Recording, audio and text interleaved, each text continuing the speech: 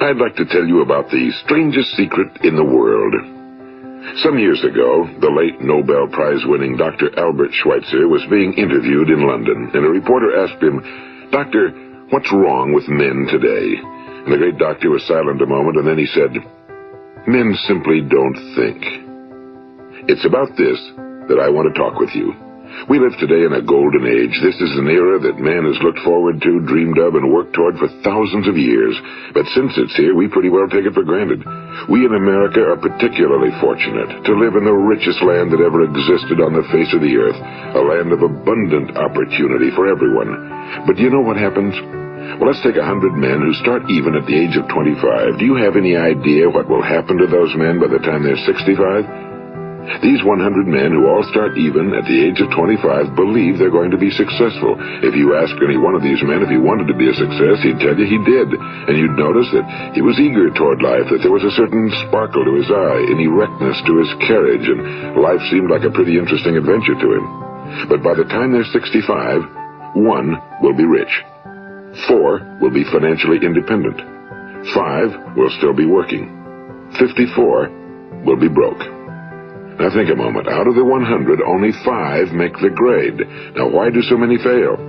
What has happened to the sparkle that was there when they were 25? What's become of the dreams, the hopes, the plans? And why is there such a large disparity between what these men intended to do and what they actually accomplished? When we say about 5% achieve success, we have to define success. And here's the best definition I've ever been able to find. Success is the progressive realization of a worthy ideal. If a man is working toward a predetermined goal and knows where he's going, that man is a success. If he's not doing that, he's a failure. Success is the progressive realization of a worthy ideal. Rollo May, the distinguished psychiatrist, wrote a wonderful book called Man's Search for Himself. And in this book he says, the opposite of courage in our society is not cowardice. It is conformity. And there you have the trouble today. It's conformity, people acting like everyone else without knowing why, without knowing where they're going. Now think of it. In America right now, there are over 18 million people 65 years of age and older. And most of them are broke. They're dependent on someone else for life's necessities. Now, we learn to read by the time we're 7. We learn to make a living by the time we're 25. Usually by that time, we're not only making a living, we're supporting a family. And yet by the time we're 65, we haven't learned how to become financially independent in the richest land that has ever been known. Why? We conform. And the trouble is that we're acting like the wrong percentage group, the 95 who don't succeed. Now, why do these people conform? Well, they really don't know. These people believe that their lives are shaped by circumstances, by things that happen to them, by exterior forces. They're outer-directed people. A survey was made one time that covered a lot of men, working men, and these men were asked, "Why do you work? Why do you get up in the morning?" 19 out of 20 had no idea. If you ask them, they'll say, well, everyone goes to work in the morning, and that's the reason they do it, because everyone else is doing it. Now let's get back to our definition of success. Who succeeds? The only person who succeeds is the person who is progressively realizing a worthy ideal. He's the person who says, I'm going to become this, and then begins to work toward that goal. I'll tell you who the successful people are. A success is the school teacher who's teaching school because that's what he or she wants to do. The success is the woman who's a wife and mother because she wanted to become a wife and mother and is doing a good job of it. The success is the man who runs the corner gas station because that was his dream. That's what he wanted to do. The success is the successful salesman who wants to become a top-notch salesman and grow and build with his organization. A success is anyone who is doing deliberately a predetermined job because that's what he decided to do deliberately. But only 1 out of 20 does that. That's why today there isn't really any competition unless we make it for ourselves. Instead of competing, all we have to do is create. You know, for 20 years, I looked for the key which would determine what would happen to a human being. Was there a key I wanted to know which would make the future a promise that we could foretell to a large extent? Was there a key that would guarantee a person's becoming successful if he only knew about it and knew how to use it? Well, there is such a key, and I've found it. Have you ever wondered why so many men work so hard and honestly without ever achieving anything in particular, and others don't seem to work hard and yet seem to get everything? They seem to have the magic touch. You've heard them say that about someone. Everything he touches turns to gold. And have you ever noticed that a man who becomes successful tends to continue to become successful? And on the other hand, have you noticed how a man who's a failure tends to continue to fail? Well, it's because of goals. Some of us have goals, some don't. People with goals succeed because they know where they're going. It's that simple. Think of a ship leaving a harbor, and think of it with the complete voyage mapped out and planned. The captain and crew know exactly where it's going and how long it'll take. It has a definite goal. Now, 9,999 times out of 10,000, it will get to where it started out to get. Now let's take another ship, just like the first, only let's not put a crew on it or a captain at the helm. Let's give it no aiming point, no goal, no destination. We just start the engines and let it go. I think you'll agree with me that if it gets out of the harbor at all, it will either sink or wind up on some deserted beach, a derelict. It can't go anyplace because it has no destination and no guidance, and it's the same with a human being. Take the salesman, for example. There's no other person in the world today with the future of a good salesman. Selling is the world's highest paid profession, if we're good at it and if we know where we're going. Every company needs top-notch salesmen, and they reward those men. The sky's the limit for them. But how many can you find? Someone once said the human race is fixed, not to prevent the strong from winning, but to prevent the weak from losing. The American economy today can be likened to a convoy in time of war. The entire economy is slowed down to protect its weakest link, just as the convoy had to go at the speed that would permit its slowest vessel to remain in formation. That's why it's so easy to make a living today. It takes no particular brains or talent to make a living and support a family today. So we have a plateau of so-called security, if that's what a person's looking for. But we do have to decide how high above this plateau we want to aim. Now let's get back to the strangest secret in the world, the story that I wanted to tell you today. Why do men with goals succeed in life and men without them fail? Well, let me tell you something which, if you really understand it, will alter your life immediately. If you understand completely what I'm going to tell you from this moment on, your life will never be the same again. You will suddenly find that good luck just seems to be attracted to you. The things you want just seem to fall in line, and from now on you won't have the problems, the worries, the gnawing lump of anxiety that perhaps you've experienced before. Doubt, fear, well, they'll be things of the past. Here's the key to success and the key to failure. We become what we think about. Now let me say that again. We become what we think about.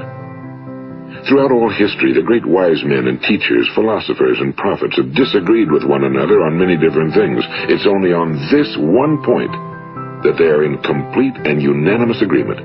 Listen to what Marcus Aurelius, the great Roman emperor, said. A man's life is what his thoughts make of it. Disraeli said this. Everything comes if a man will only wait. I've brought myself by long meditation to the conviction that a human being with a settled purpose must accomplish it, and that nothing can resist a will that will stake even existence for its fulfillment. Ralph Waldo Emerson said this, a man is what he thinks about all day long. William James said, the greatest discovery of my generation is that human beings can alter their lives by altering their attitudes of mind. And he also said, we need only in cold blood act as if the thing in question were real, and it will become infallibly real by growing into such a connection with our life that it will become real. It will become so knit with habit and emotion that our interest in it will be those which characterize belief. And he also said, if you only care enough for a result, you will almost certainly attain it. If you wish to be rich, you will be rich. If you wish to be learned, you will be learned. If you wish to be good, you will be good. Only you must then really wish these things, and wish them exclusively, and not wish at the same time 100 other incompatible things just as strongly. In the Bible, you read in Mark 9:23, if thou canst believe, all things are possible to him that believeth. My old friend Dr. Norman Vincent Peale put it this way, this is one of the greatest laws in the universe. Fervently do I wish I had discovered it as a very young man. It dawned upon me much later in life, and I found it to be one of the greatest, if not my greatest discovery outside of my relationship to God. The great law, briefly and simply stated, is that if you think in negative terms, you will get negative results. If you think in positive terms, you will achieve positive results. That is the simple fact, he went on to say, which is at the basis of an astonishing law of prosperity and success. In 3 words, believe and succeed. William Shakespeare put it this way: our doubts are traitors and make us lose the good we oft might win by fearing to attempt. George Bernard Shaw said, people are always blaming their circumstances for what they are. I don't believe in circumstances. The people who get on in this world are the people who get up and look for the circumstances they want, and if they can't find them, make them. Well, it's pretty apparent, isn't it? And every person who discovered this for a while believed that he was the first one to work it out. We become what we think about. Now, it stands to reason that a person who's thinking about a concrete and worthwhile goal is going to reach it, because that's what he's thinking about, and we become what we think about.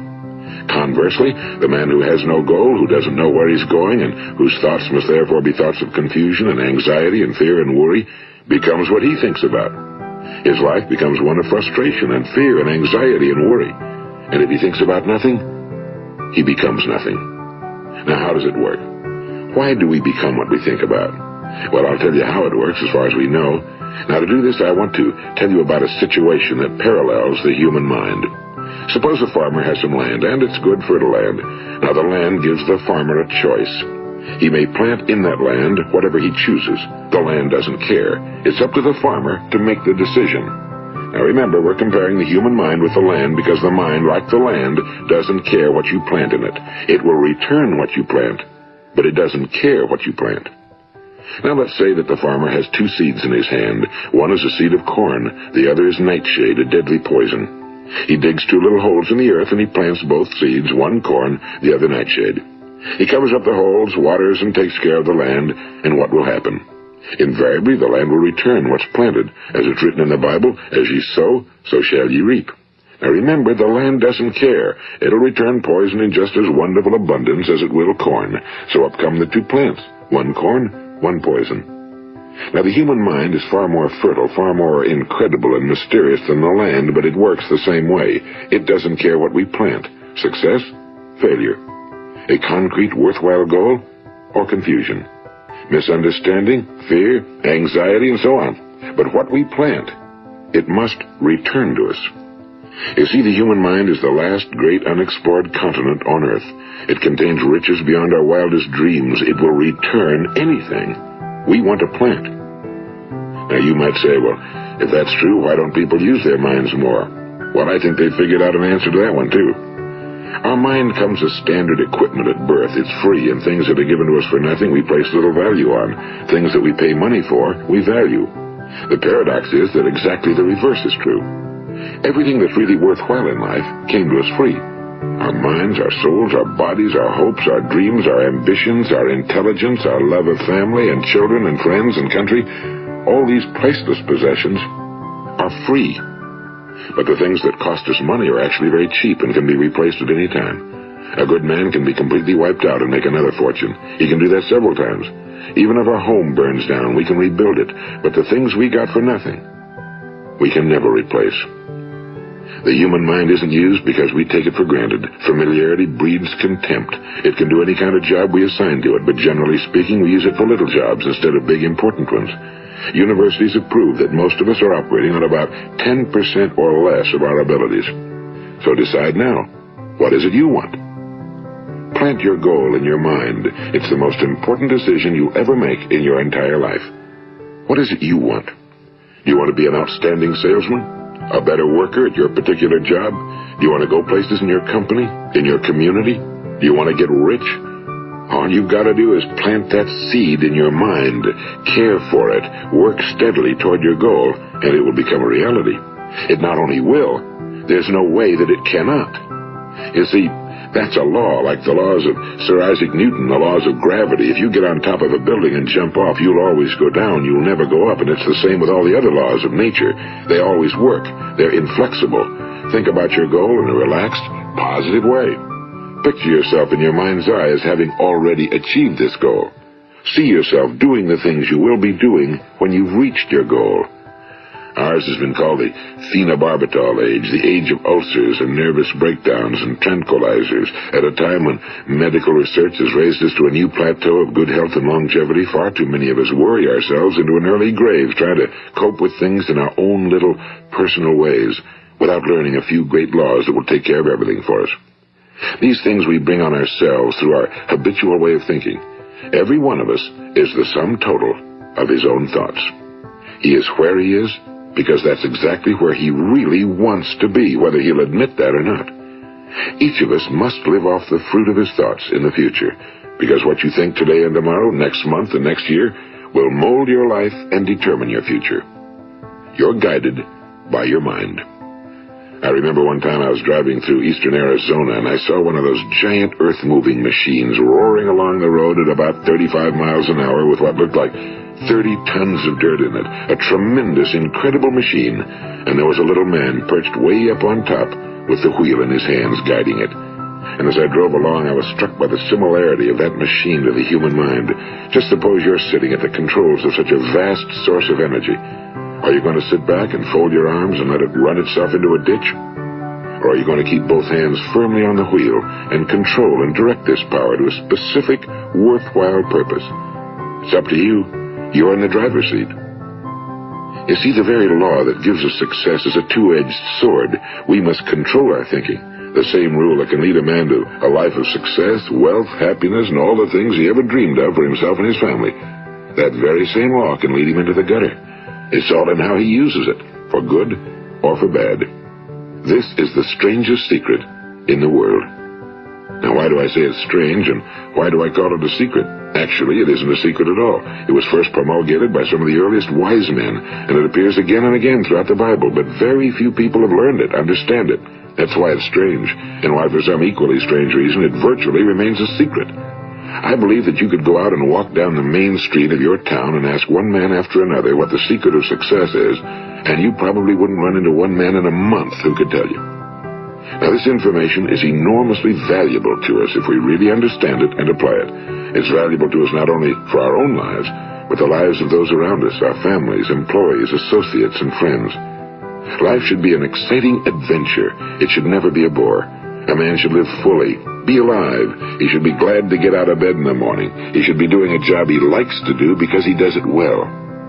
One time I heard Grove Patterson, the great late editor-in-chief of the Toledo Daily Blade, make a speech, and as he concluded his speech, he said something I've never forgotten. He said, "My years in the newspaper business have convinced me of several things. Among them, that people are basically good, and that we came from someplace, and we're going someplace. So we should make our time here an exciting adventure. The architect of the universe didn't build a stairway leading nowhere." And the greatest teacher of all, the carpenter from the plains of Galilee, gave us the secret time and time again. As ye believe, so shall it be done unto you. I've explained the strangest secret in the world and how it works. Now, on this side, I want to explain how you can prove to yourself the enormous returns possible in your own life by putting this secret to a practical test. I want you to make a test that will last 30 days. It isn't going to be easy, but if you'll give it a good try, it will completely change your life for the better. Now, back in the 17th century, Sir Isaac Newton, the English mathematician and natural philosopher, gave us some natural laws of physics which apply as much to human beings as they do to the movement of bodies in the universe. And one of these laws is that for every action, there is an equal and opposite reaction. Simply stated, as it applies to you and me, it means we can achieve nothing without paying the price. The results of your 30-day experiment will be in direct proportion to the effort you put forth. To be a doctor, you must pay the price of long years of difficult study. To be successful in selling, and remember that each of us succeeds to the extent of his ability to sell. Selling our families on our ideas, selling education in schools, selling our children on the advantages of living the good and honest life, selling our associates and employees on the importance of being exceptional people. To, of course, the profession of selling itself. But to be successful in selling our way to the good life, we must be willing to pay the price. Now, what is that price? Well, it's many things. First, it's understanding emotionally, as well as intellectually, that we literally become what we think about, that we must control our thoughts if we're to control our lives. It's understanding fully that as ye sow, so shall ye reap. Second, it's cutting away all fetters from the mind and permitting it to soar as it was divinely designed to do. It's the realization that your limitations are self-imposed and that the opportunities for you today are enormous beyond belief. It's rising above narrow-minded pettiness and prejudice. And third, it's using all your courage to force yourself to think positively on your own problem, to set a definite and clearly defined goal for yourself, to let your marvelous mind think about your goal from all possible angles, to let your imagination speculate freely upon many different possible solutions, to refuse to believe that there are any circumstances sufficiently strong to defeat you in the accomplishment of your purpose, to act promptly and decisively when your course is clear, and to keep constantly aware of the fact that you are, at this moment, standing in the middle of your own acres of diamonds, as Russell Conwell used to point out. And fourth, save at least 10% of every dollar you earn. It's also remembering that no matter what your present job, it has enormous possibilities if you're willing to pay the price. Now let's just go over the important points in the price each of us must pay to achieve the wonderful life that can be ours. It is, of course, worth any price. 1. You will become what you think about. 2. Remember the word imagination and let your mind begin to soar. 3. Courage. Concentrate on your goal every day. 4. Save 10% of what you earn. And 5. Action. Ideas are worthless unless we act on them. Now, I'll try to outline the 30-day test I want you to make. Keep in mind that you have nothing to lose by making this test and everything you could possibly want to gain. There are 2 things that may be said of everyone. Each of us wants something, and each of us is afraid of something. I want you to write on a card what it is you want more than anything else. It may be more money. Perhaps you'd like to double your income or make a specific amount of money. It may be a beautiful home. It may be success at your job. It may be a particular position in life. It could be a more harmonious family. Each of us wants something. Now write down on your card specifically what it is you want. Make sure it's a single goal and clearly defined. You needn't show it to anyone, but carry it with you so that you can look at it several times a day. Think about it in a cheerful, relaxed, positive way each morning when you get up, and immediately you have something to work for, something to get out of bed for, something to live for. Look at it every chance you get during the day and just before going to bed at night. And as you look at it, remember that you must become what you think about, and since you're thinking about your goal, you realize that soon it will be yours. In fact, it's yours really the moment you write it down and begin to think about it. Look at the abundance all around you as you go about your daily business. You have as much right to this abundance as any other living creature. It's yours for the asking. Now we come to the difficult part. Difficult because it means the formation of what is probably a brand new habit, and new habits are not easily formed. Once formed, however, it will follow you for the rest of your life. Stop thinking about what it is you fear. Each time a fearful or negative thought comes into your consciousness, replace it with a mental picture of your positive and worthwhile goal. And there will come times when you'll feel like giving up. It's easier for a human being to think negatively than positively. That's why only 5% are successful. You must begin now to place yourself in that group. For 30 days, you must take control of your mind. It will think about only what you permit it to think about. Each day for this 30-day test, do more than you have to do. In addition to maintaining a cheerful, positive outlook, give of yourself more than you've ever done before. Do this knowing that your returns in life must be in direct proportion to what you give. The moment you decide on a goal to work toward, you're immediately a successful person. You are then in that rare and successful category of people who know where they're going. Out of every 100 people, you belong to the top 5. Don't concern yourself too much with how you're going to achieve your goal. Leave that completely to a power greater than yourself. All you have to do is know where you're going. The answers will come to you of their own accord and at the right time. Remember these words from the Sermon on the Mount, and remember them well. Keep them constantly before you this month of your test. Ask, and it shall be given you. Seek, and ye shall find. Knock, and it shall be opened unto you. For every one that asketh receiveth, and he that seeketh findeth, and to him that knocketh it shall be opened. It's as marvelous and as simple as that. In fact, it's so simple that in our seemingly complicated world, it's difficult for an adult to understand that all he needs is a purpose and faith.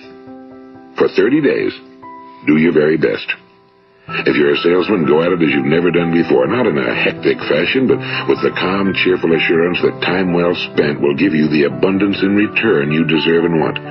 If you're a homemaker, devote your 30-day test to completely giving of yourself without thinking about receiving anything in return, and you'll be amazed at the difference it makes in your life.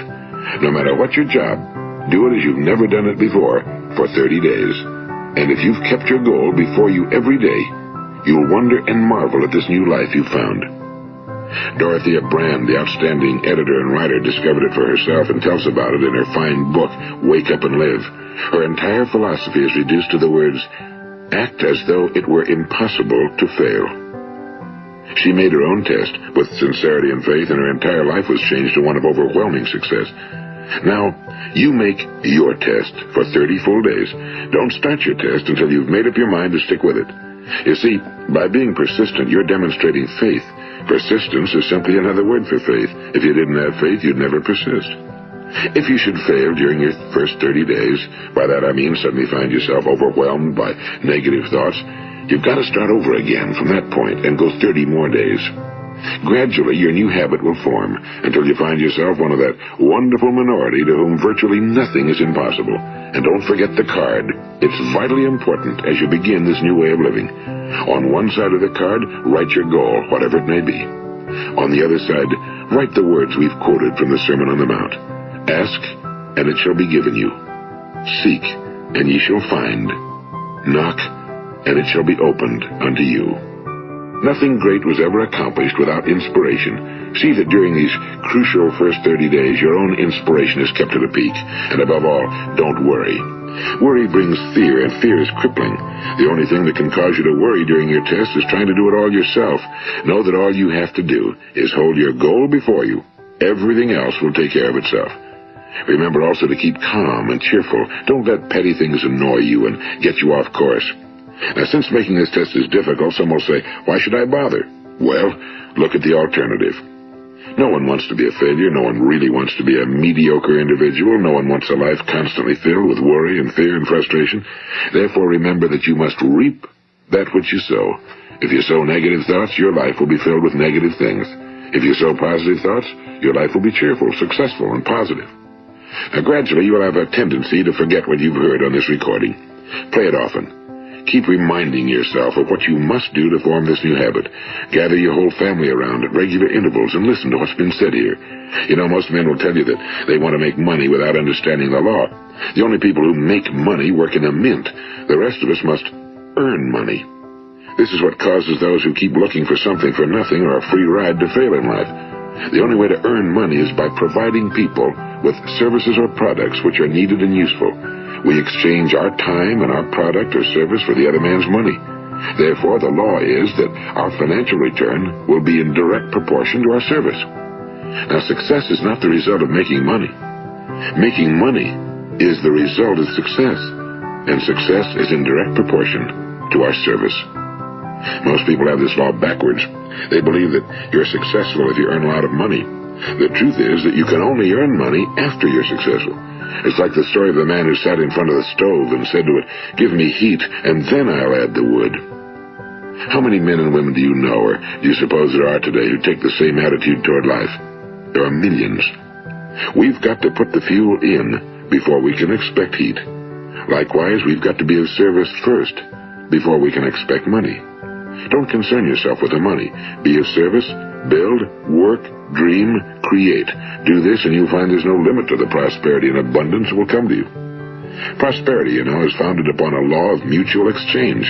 Any person who contributes to prosperity must prosper in turn himself. Sometimes the return will not come from those you serve, but it must come to you from someplace, because that's the law. For every action, there is an equal and opposite reaction. As you go daily through your 30-day test period, remember that your success will always be measured by the quality and quantity of service you render, and money is a yardstick for measuring this service. No man can get rich himself unless he enriches others. Now, there are no exceptions to a law. You can drive down any street in America and from your car estimate the service that's being rendered by the people living on that street. Had you ever thought of this yardstick before? It's interesting.